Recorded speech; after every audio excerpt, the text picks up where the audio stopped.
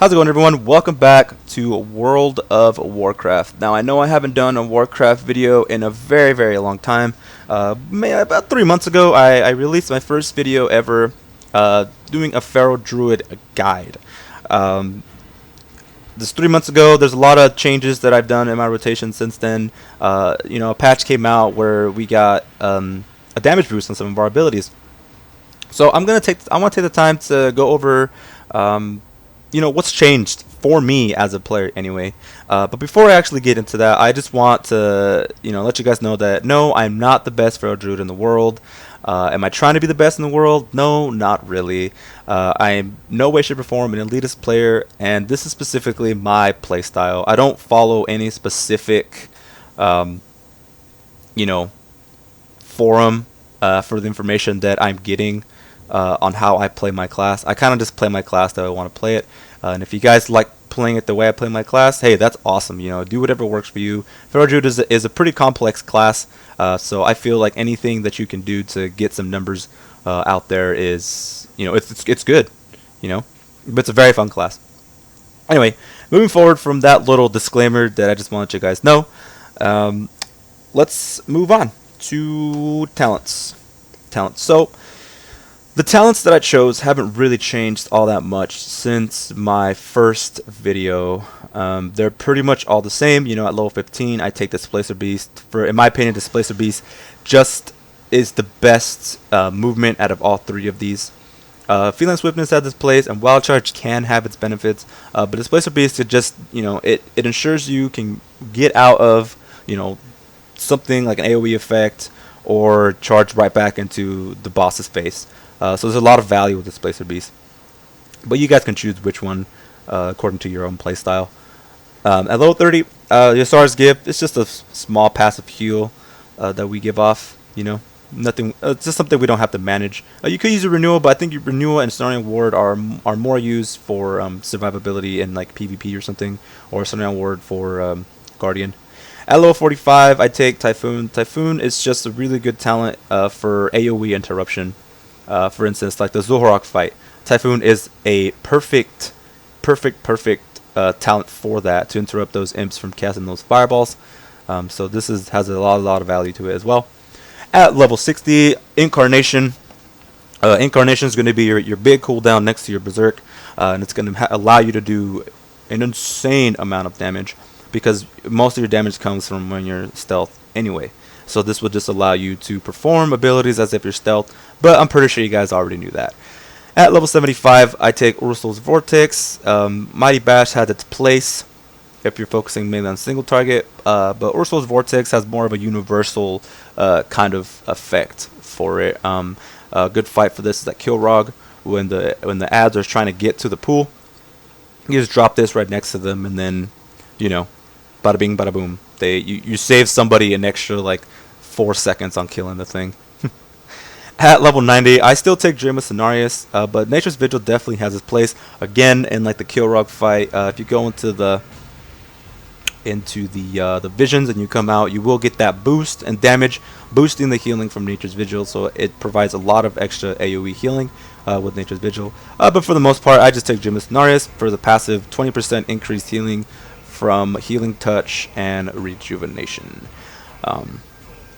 At level 100, Blood Talent. Blood Talent is still by far the best talent in the level 100 bracket. I don't see many Feral Druids take Lunar Inspiration anymore. I know at first they did, and it was really cool. Closet of Law, I feel, is still more PvP based versus anything. So Blood Talent for PvE is the way to go, especially with the increase in damage that we got recently. Moving on to glyphs that are actually bugged right now. But that's okay, I'll go ahead and explain to them. This top one right here, I take Glyph of Dash. I'd rather have a 2-minute cooldown versus a 3-minute cooldown, but that's all preference if you guys want. I take Glyph of Cat Form, increases healing done to you by 20% while in Cat Form. This does stack with your Dream of Cenarius, so you will getting 40% increased healing from your Healing Touch and Rejuvenation, as well as 20% from all other areas. I know some people take Glyph of the Ninth Life, but I feel there's a little bit more value with this, since it's overall like any kind of heal. Even people that just like do like a small heal or something. Like if you have another druid and they're taking Nature's Vigil, that'll just increase the healing by 20% of it. And then your primary one is going to be Glyphos Savage Roar. Ooh, my voice is... apparently my balls are dropping again, guys. I don't know. Okay, so when you break a shred while prowling, you are granted Savage Roars that will use with 5 combo points. This is going to be the biggest DPS boost, you know, with as far as talents go, especially because you're taking Incarnation, because it does use, you know, it uses abilities as if you were prowling, and that's basically what Savage Roar does. Moving on. So the gear hasn't really changed all that much. Your stat priority is still crit and multi-strike. So just make sure to have crit and or multi-strike in any slot that you can. It's going to be a little hard to do that though. I mean, you are going to have one oddball piece like with haste and mastery, but that's okay. You will definitely want to go for your 4-piece. Your 4-piece is just ridiculous. I mean, ridiculous. Your next Catform ability generates 100% of its energy cost when used. So depending what ability you use, that's how much energy you'll get back. Because as you guys know, Omen of Clarity is a free it's a free use on any one ability. So it already costs 0 energy, so anything you use on it, you will get back. It's not uncommon to find yourself with 120 energy for, you know, more than half the fight. I find it myself being at that almost all the time. As far as Trinkets, guys, my Trinkets are completely out of date. I just took these because I haven't had any luck replacing my Trinkets, as you guys can obviously tell. But for your Trinkets, your best 2 that you're going to want to take, you're definitely going to want to take the Soul Capacitor from Sakrathar, and you're going to want your class Trinket from Archimonde. I mean, if you haven't killed Archimonde yet, there's different alternatives. I know the one off of Council, this one, the Mirror of Blades, Blade Master. I can't talk right now. This one is good for, you know, before you can get your class Trinket, but definitely, if you guys can, definitely go for the Soul Capacitor. Even if you only get the normal version, it's going to be a massive boost to your guys' DPS. So be sure you guys get those. Enchants goes, you know, they're all the same. 75 crits a neck and 50 crit to your rings, and you want Mark of the Thunderlord on your weapon. Food wise, you want to use Pickled Eel. This will give you 125 crit. You know, Greater Drinic Agility Flask with a 250 Agi, and then for your pre-pots, you want the Dranic Agility Potion. Pretty straightforward, pretty simple. You know, nothing too crazy. Okay, moving on to the one part that you guys actually care about, the rotation. So like I was stating earlier, my rotation didn't change all that much. I think the only thing that really changed was maybe like the use on one of my blood talents. You know, I'm a little bit more, how can I say, more patient with my abilities. But I still feel that some of the things I said in my previous video were correct for the time. But like I said, that's strictly my opinion. I don't necessarily follow any kind of build. I don't follow the meta. I really don't even look at the forums. I kind of just figure it out as I go and play the way I play my class. And you know, a lot of people do that, and they just prefer it that way. You know, I'm not out to be the very best, like no one ever was. Bah, bah, bah, bah. Yeah. Anyway, hope I don't get in trouble with that. So, rotation. We're just going to go step by step. So, for your opener, and I still feel this is true, you want to cast Healing Touch. Because if you guys know already, Healing Touch is going to give you 2 of your Blood Talents proc. Basically gives you the 30% increase on whatever. So, that's going to play a huge role in your rotation due to your Predatory Swiftness, which every time you use a finisher, you have 20% chance to get a Predatory Swiftness proc, which will give you a free Healing Touch and or Rebirth, depending if someone needs to get Battle Rest. So you want to make sure you don't use your finisher on anything but 5 combo points. At this At this level range though, or item level range, with your 4-piece, you really shouldn't have any issue maintaining 5 combo points at all times. I mean, unless you really have to refresh a Rip or refresh your Savage Roar. Go ahead and use it underneath it. I mean, there's still a chance that you'll get that proc anyway, but just save it. I mean, you get 30 seconds on it. As you guys can tell, you're going to cast Healing Touch, and you get a full 30 seconds before your Blood Talents actually falls off. Priority Swiftness, though, does not last 30 seconds. I want to say it lasts 10 seconds, so you want to use it as quickly as possible. Well, not as quick as possible, but you want to make sure that you're using it within a timed fashion. So the rotation, you start off with casting Healing Touch, pop into Stealth. I just have these 2 down here because I pre-pot with 2 and then I use my Rake. This is going to give Rake a 30% increase in damage. So you're going to Rake with your first Blood Talons, and you're just going to shred. You're going to shred. You're going to pop your cooldowns. You're going to do that. You're going to do that. You're just going to shred away. And then you want to pop your Priority Swiftness there right at the end. Now, I know I kind of just jumped in like I always do and just kind of did it. You know, unbuffed, I was at 51k, whatever.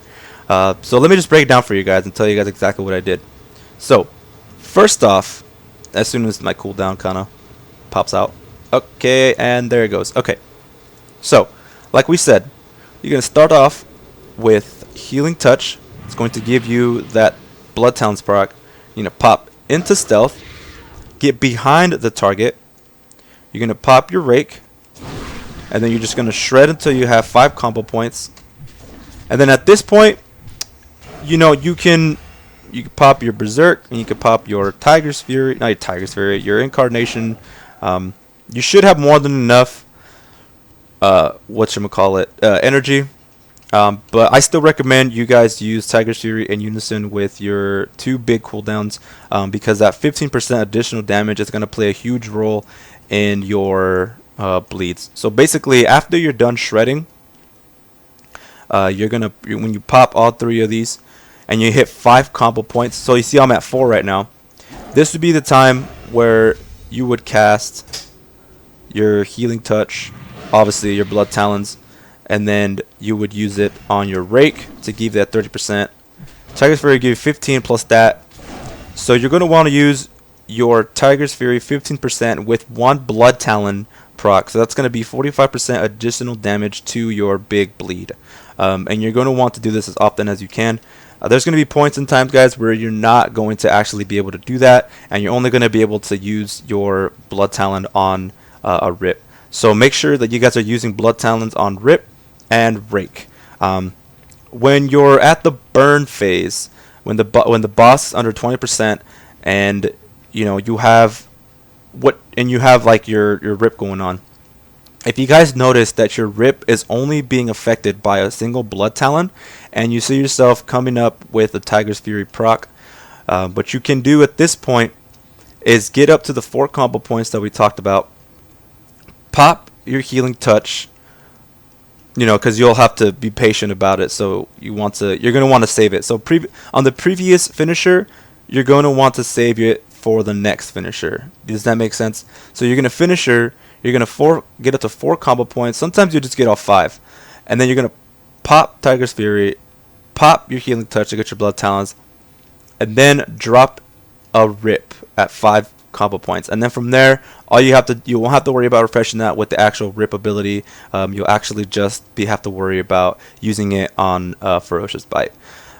So when you're in the burn phase, and again, this is specifically how I do it, you can use your Blood Talons on a shred. This will increase the damage by a fuck ton, and especially if you're popping your major cooldown at that point, you can go ahead and use it. It's not going to be a big deal, but just remember, guys, that when your Rip is about to fall off, and you use a finisher at the end, make sure that you use your Blood Talon on a Rake again to refresh it. You always want to make sure that you refresh your Rake on a Blood Talon dude, and when you can, refresh your Rake with your Tiger's Fury and Blood Talons going at the same time. Because with these two, with Blood Talons and your Tiger's Fury, that's 45% additional bleed damage on your two biggest damaging abilities. Like I said, you have to wait for the cooldown of Tiger's Fury. It's a 30-second cooldown. So you're gonna like about every 30 seconds you'll be able to do a 45% with your Rake and your Rip. Don't forget to not let this fall off either, guys. If you guys let your Savage Roar fall off, you guys are gonna see a pretty big loss in DPS there. So just be wary of that. And obviously, the ring is going to depend on who is going to do what. It's going to really depend. Really depend on it. So I'll do the rotation one more time on my take on it and how I do it. If you guys have a different play style, that's fine, but this is specifically my play style, and it works for me. I pull good numbers. My DPS has increased a lot since the previous video that I made. But I've been practicing quite a bit, trying to master my class just a little bit. But it still takes a lot of work. I'm not out to be the best, but I'm out to have some fun, and that's all that matters, right? I'm only out to beat my guildies and my friends, man. That's all I care about, to be honest. Okay, so I'm going to do the rotation one more time, and I will actually slow it down for you guys. That way you guys can see exactly what it is that I'm doing. So I won't actually be just talking about it. I'll just go ahead and just do it.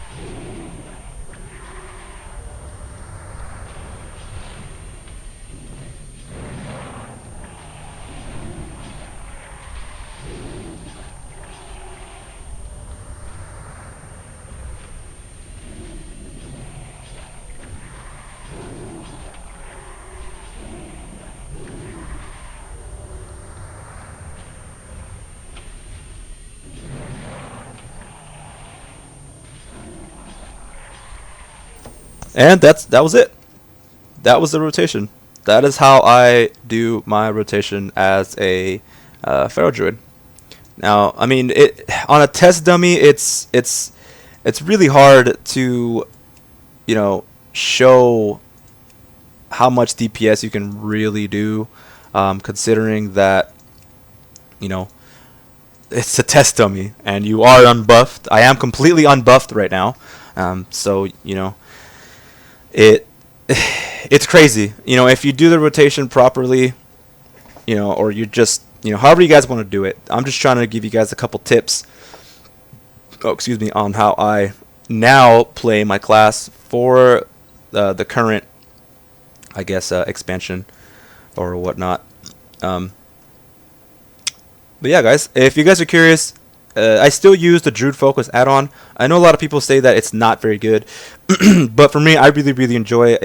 It's simple and it's set up for you, and you guys can just go in and you could customize where the spells drop. You can configure it the way it looks. You can configure the spells. You can add and delete spells. You can just rearrange this to look really cool. Plus, you get the blood splatter. I mean, that is pretty cool. If I do say so myself. If you guys have any questions on what other add-ons I use, feel free to ask. I will be more than happy to link them in the description below. But that is my updated 2 cents on how to play a Pharaoh Druid.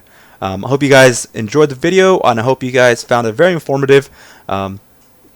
Please like and share. If you guys haven't subscribed to my channel. I will be coming out with a little bit more World of Warcraft videos. I've been doing a bunch of other stuff as of late. But I felt since the change in Pharaoh Druids, it may not seem like a big change, but it was a pretty big change. It was a pretty big change. Oh, side note, of course, what I forgot to mention, your use of Thrash, I still feel like you can use it on a and an Omen of Clarity proc. I mean, this is going to give you back 50 energy if you use it on an Omen of Clarity proc. But remember, only use Thrash if something else doesn't need to be refreshed. Only use Thrash at that point. But I mean, with your 4-piece, it won't really matter because you'll get that 50 energy back anyway to cast a Rake or whatever to get the combo points up. So don't be afraid to use Thrash, guys. Don't be afraid. They did give it a 10% increase in damage, so it does do slightly more damage. For your single target DPS, it won't boost it that much. It'll boost it a little bit. But if you guys want to boost it just a little bit, I mean, go for it. Go for it. It's just an additional bleed. So if you guys want to use it, go ahead. You know, nothing wrong with using Thrash, especially on multiple targets. But yeah, I know I felt like I should have said that when I was playing the rotation. This was built for mostly single target. I'm not very good at AoE, but most Pharaoh Druids really aren't good at AoE. In my opinion, they are the worst AoE class in the entire game. Always have been. So Blizzard, please do something about that. Please do something about that. Well, guys, now that's going to be it for me for today's video on, how I play my Pharaoh Druid. Like I said, hope you guys enjoyed the video. Hope you guys found it informative. And I'll see you guys all in the next one.